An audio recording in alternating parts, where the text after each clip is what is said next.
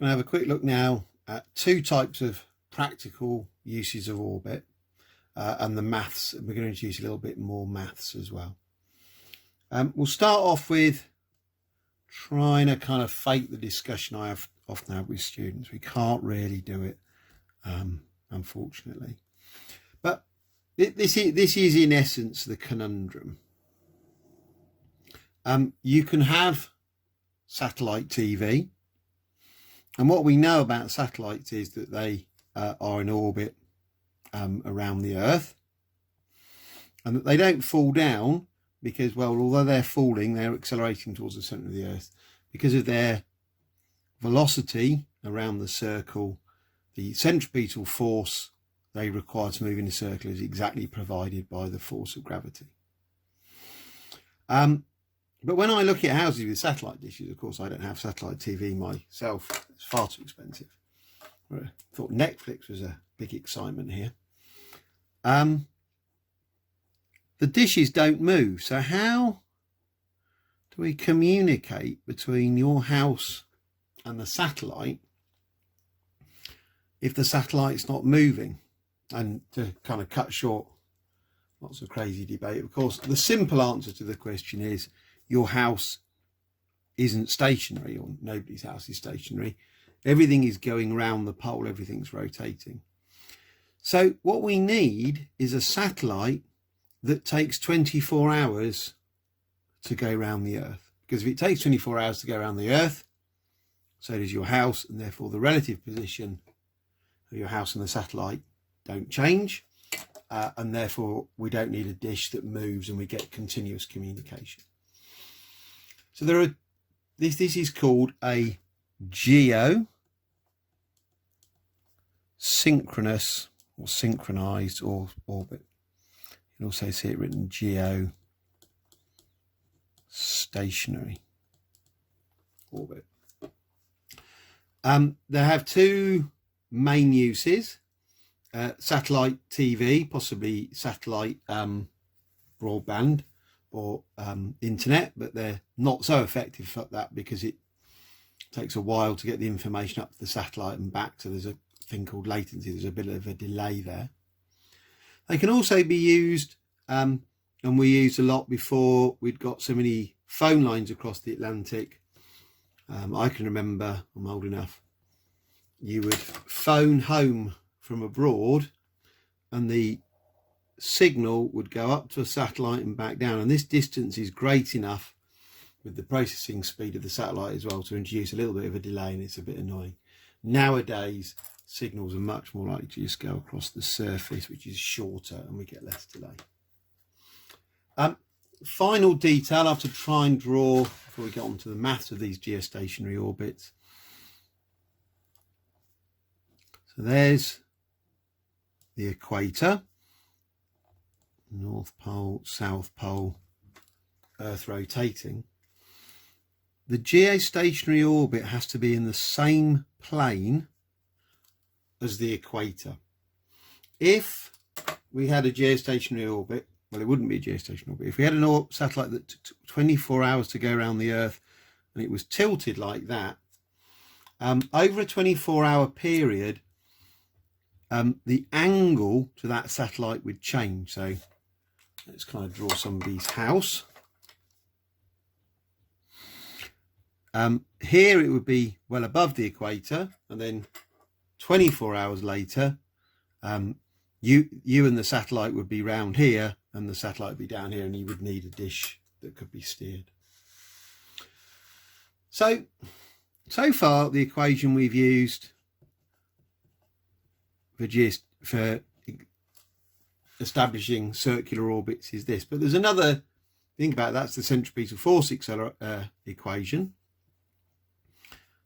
There's another completely valid way of doing it, isn't there? Because that's also a centripetal acceleration equation. Omega is the angular velocity, which is 2 pi over the time period, or 2 pi f.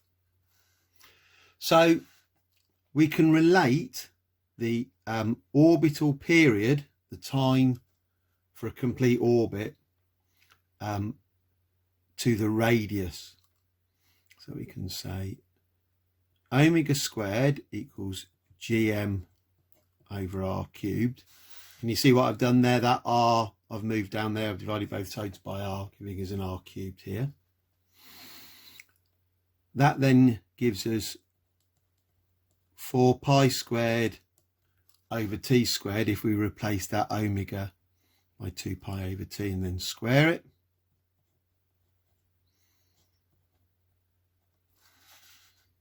And then there's a couple of things to notice here. Actually, what I'm going to do next is cross multiply. We get 4 pi squared R cubed equals T squared GM. So we notice that for planet Earth, everything underlined is a constant, isn't it? So for orbits around a particular body, we need to know that R cubed is proportional to T squared. And that's of enormous historical significance. And I still find it completely amazing that that was known before Newton discovered gravity by observation. And because he performed some maths very similar to what I've done here, he knew that if gravity got weaker as 1 over R squared, then that was in agreement with this law from observation. We can get that R is equal to the cube root of T squared GM over 4 pi squared. Just going to look at that, make sure I've got it right. So for a geostationary orbit, T is equal to 24 hours, isn't it? Which is that many seconds. So just have a quick pause of the video and see if you can work out the radius of a geostationary orbit. Okay, we'll have a quick look at what's on my calculator here. Going up to the top. So I've just put the 24 times 60 times 60 in a bracket and squared it, times 6.67 times 10 to the minus 11 times 5.97 times 10 to the 24, and then underneath we've got our 4 pi squared. And if we've got this right, we should get 42 million meters. Yep. So 42 million meters or 42,000 kilometers. And there is only one geostationary orbit. I've found a bit of an alternative in the worksheet. That's a very, very common question, as is, you know, what is the angular velocity of the Earth? Just 2 pi over that number. The other sort of orbit, there's no new maths here, it's just a matter of understanding what's going on. Okay, so again, we've got our planet Earth like that. So geostationary orbits are no good for spying or surveying crops or, you know, looking for plastic in the ocean or anything like that. They're no good for communication with phones because they're just simply too far away. 42,000 kilometers minus the radius of the Earth, 36,000 kilometers. You can't really spy on somebody from 36,000 kilometers away. You can't check how much Amazon rainforest is left from that sort of distance.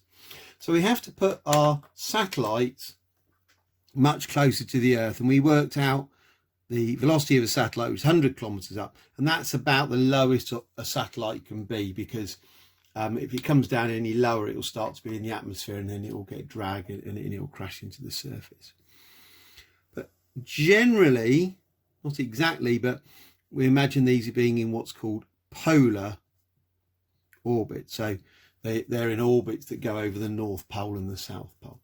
And the key thing about these satellites is because the Earth rotates round, taking something like taking exactly 24 hours to go round, and these take a few hours to go around like this. If you're trying to survey the whole Earth, I don't know, as I say, looking at the rainforests, then your one satellite over a number of weeks would see everywhere on Earth, wouldn't it? Because you're effectively mainly going north-south, the Earth rotates underneath you, and you'd eventually see everywhere. Things like GPS have to have lots of satellites in lots of orbits because we need to be able to see many of them at the same time. And that's probably all you need to know for your two sorts of orbit.